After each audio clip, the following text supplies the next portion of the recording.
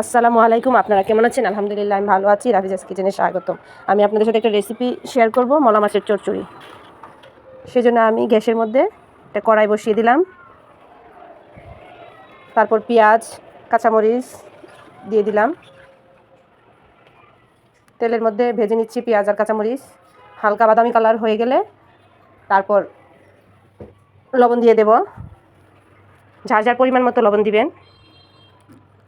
তারপর আমি আরেকটু নাড়াচাড়া করে নিচ্ছি।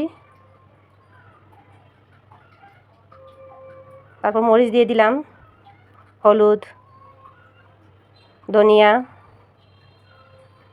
অল্প করে পানি দিয়ে মশলাটাকে কষিয়ে নেব। চচ্চড়ির মধ্যে আমি এক্সট্রা আদা রসুন এগুলো আমি দিই না, জিরা দিই না। আমি এভাবেই পছন্দ করি, সেজন্য আপনাদের সাথে এভাবেই শেয়ার করতেছি। আমি ভিডিওর জন্য যে একটু সৌন্দর্যের জন্য অন্য মশলা দেবো সেটা আমি করি না। তারপর আমি মলা মাছ দিয়ে দিলাম, দিয়ে মশলাটার সাথে অনেক আলতো হাতে করতে হবে। মশলাটার সাথে মিশিয়ে নিচ্ছি, কারণ মলা মাছ তো ভেঙে যাবে। এই তো আমি মশলাটা একটু কষিয়ে নিলাম মাছ আর মশলা দিয়ে। দেখেন আমি অনেক আলতো হাতে নাড়াচাড়া করতেছি, আপনারা বুঝতেছেন কিনা জানি না।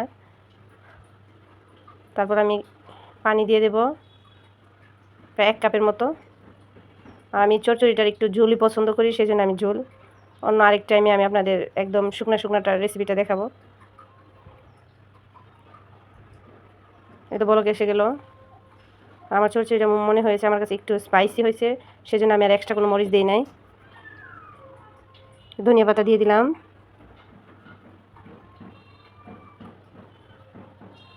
দিয়ে আমি একটু নাড়াচাড়া করে নিচ্ছি ধনিয়া পাতাটা।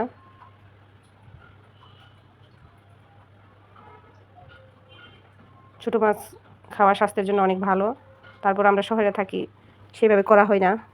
তারপর ঢাকনা দিয়ে ঢেকে দেব। এই যে ঢাকনা দিয়ে ঢেকা হয়ে গেল, আমার মলা মাছের চচ্চড়ি হয়ে গেল। আপনারা সবাই ভালো থাকবেন, সুস্থ থাকবেন। ভিডিওটা ভালো লাগলে কমেন্ট করবেন। আসসালামু আলাইকুম।